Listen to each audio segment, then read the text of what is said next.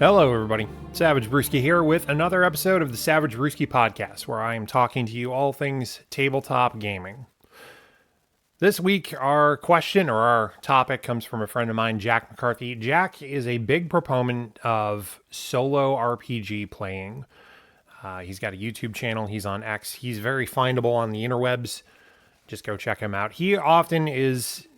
I don't particularly know why he loves the solo gaming aspect, but it's definitely a niche, and it's becoming more and more popular as people tend to find that they're more strung out schedule-wise. They don't have as much time as they used to. I've definitely done some solo play, and I do find the perks of it. I don't know what led him to it, but he's very awesome for that. And he is also a fellow co-conspirator in Gobstein. We played that early last year as a Brownstein-style charity game, Goblins versus Humans, with a mash of everything else in. So Jack is an absolute homie. Please check him out. His question is, what is the appeal of war games as opposed to RPGs? How exactly does one appeal more than the other? And this is a really good question. Now, before I do this, I'm going to play a little bit Voltaire. If you want to argue, you must first define your terms. I'm not arguing, obviously. But not everyone here is going to know what is a war game and what is a TTRPG. So let me define this a little bit. War games are physically represented with terrain, with miniatures. You, at the very least, have a squad worth of characters or models to work with. And it goes up to armies. This is games like Warhammer, Kill Team, War Machine, Battletech, Fallout, Halo. There's many. There's many of these, but the basic gist of it is you are controlling a force of models versus a single character. And this is more factional. You are not representing an individual versus you are part of an army or part of a race or part of a nation, something like that. Okay? Wargame is kind of what it sounds like. It's literally you're playing out a facet of a war. Okay. A roleplay game, or a TTRPG, tabletop roleplay game, is essentially you acting out the part of a character. This is Dungeons and Dragons. This is Vampire the Masquerade. This is Call of Cthulhu. This is Castles and Crusades, Tiny D10. There's so many of these, I will miss a lot of them, and I apologize on behalf of those creators, but there are tons of these. These are more or less played with groups of people who are each playing a character, or one of them is a game master who is laying out the environment, laying out the narrative, laying out the story, and giving the exposition and what happens, and playing the parts of monsters and enemies and non-player characters, NPCs, that kind of thing. A big difference here is TTRPGs tend to be more theater of the mind. Some people do, and I love these guys, but you don't always see terrain, physical miniatures, everything represented physically. Some people literally are drawing out a grid on a map, and that's your environment. And the game master describes, you see yourself in a glimmering cavern beset with crystals of all kinds of colors that shine faintly in the darkness.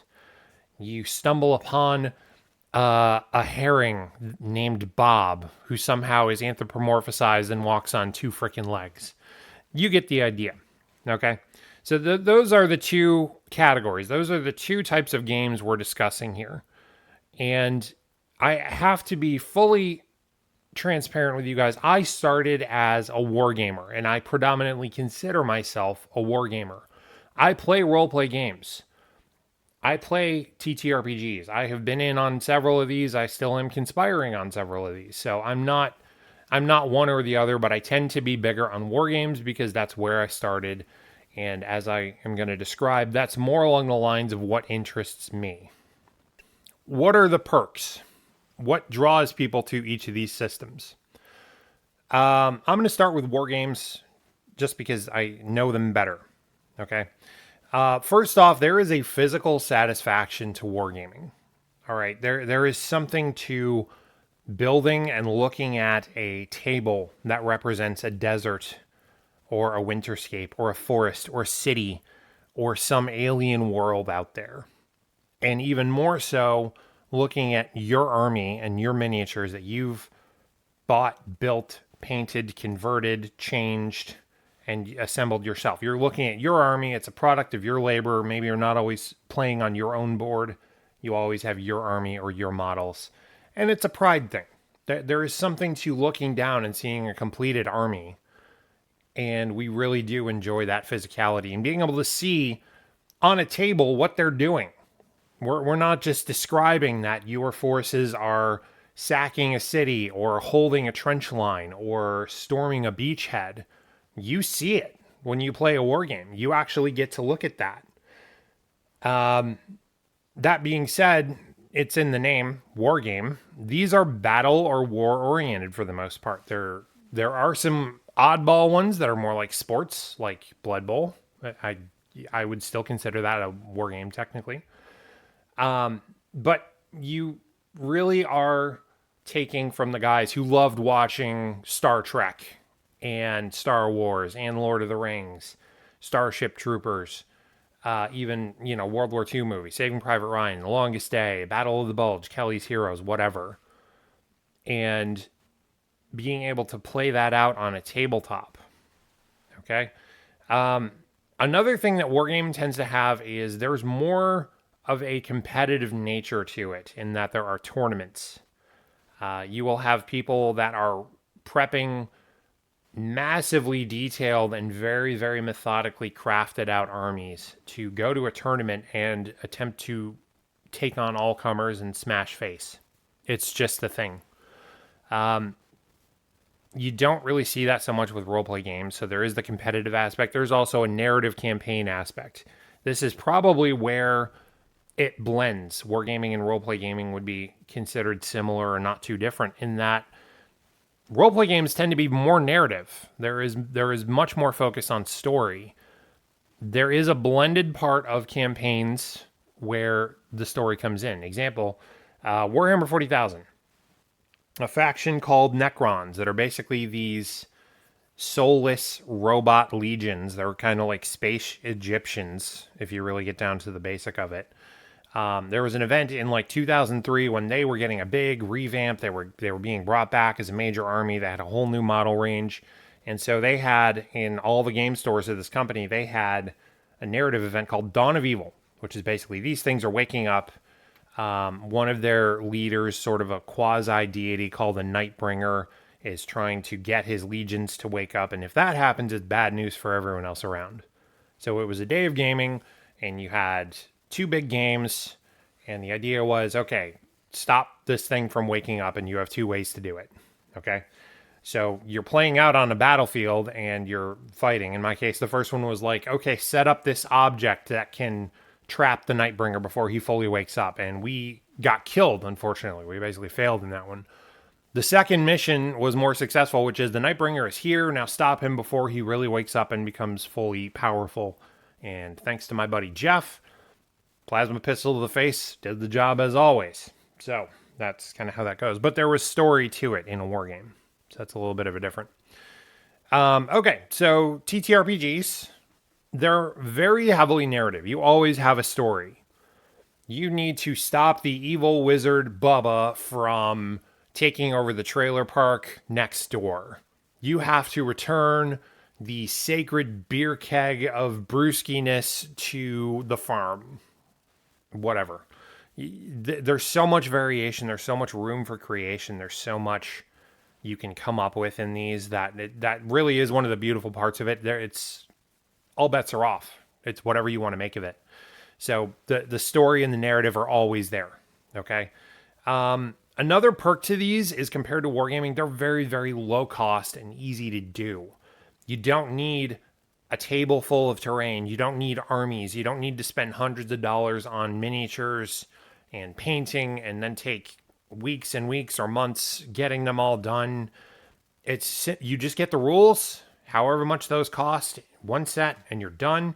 You get some dice, you round up your buddies, you get some snacks, and you play. They're very, very simple to get into. I used the term theater of the mind earlier, I believe. Theater of the mind just means that more is happening in your imagination than you physically see in front of you. As I kind of alluded to, the game master, the dungeon master, is describing what you see, what happens. Okay, you're in combat with a giant orc.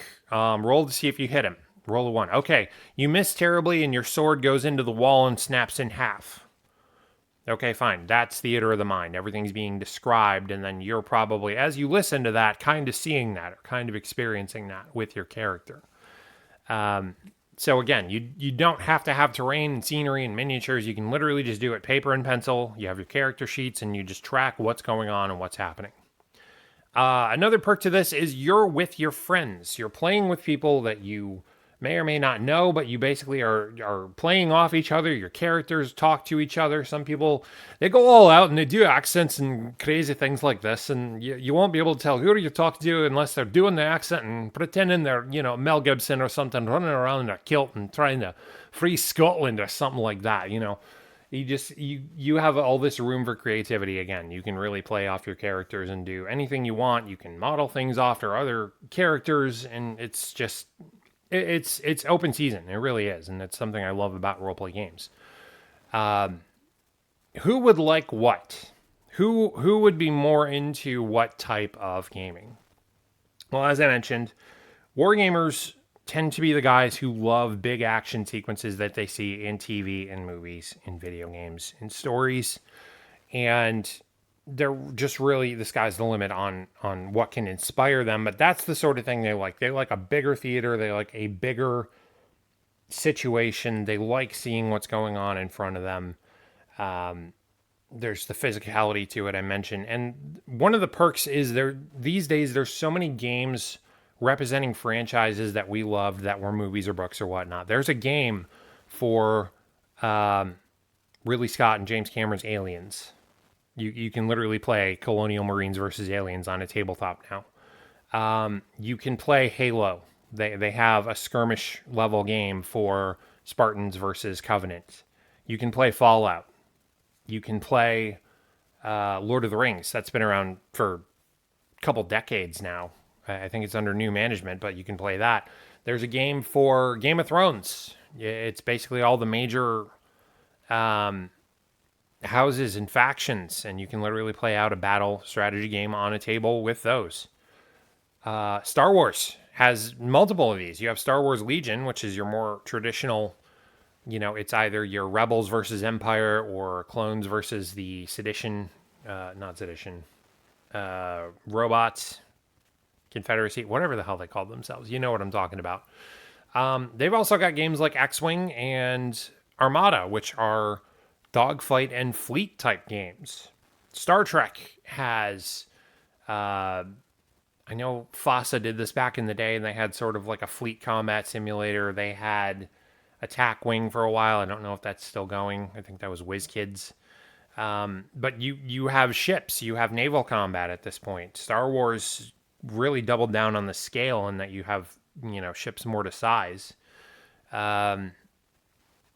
Even just going into other settings, people who really liked Master and Commander and Horatio Hornblower, you have stuff like Dystopian Wars. And you have, I'm sure, more historical games that are more based on actual naval warfare back in the 15, 16, 1700s. There's all types. You just really have to find it and kind of narrow down from your likes what you want to get into. RPGs, again, going back to the point of the plot, these are probably widely accessible and much more well-known because you can do them for anything.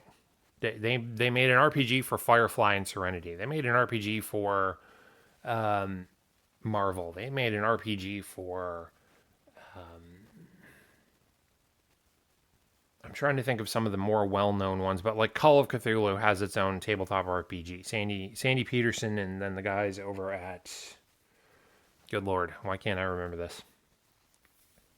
I can't remember who took over the franchise, but there's an RPG where you're the guy trying to figure out what's going on, and you slowly encounter Cthulhu or, his minions or denizens or whatever, and you try not to go insane. There's a game for that. Vampire the Masquerade, if you're into vampires, and Anne Rice and Blade and all this other stuff, it just ties heavily into all those. There's games about mummies. There's games about sea exploration. There's games about space exploration. Frostgrave, Stargrave. There's so many.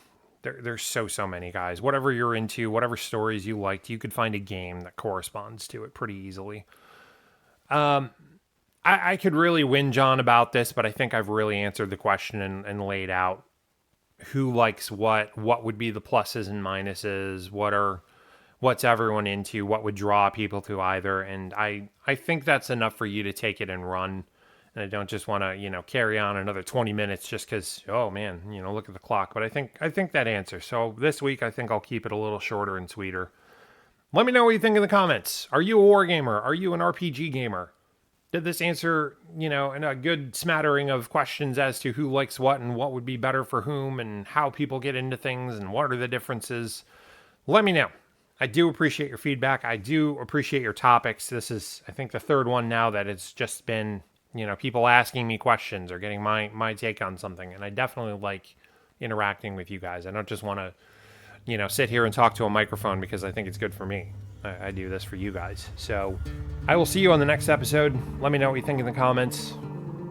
We are on YouTube, Rumble, and Podbean, of course. Share those around if you don't mind. I'll catch you on the next one. Later.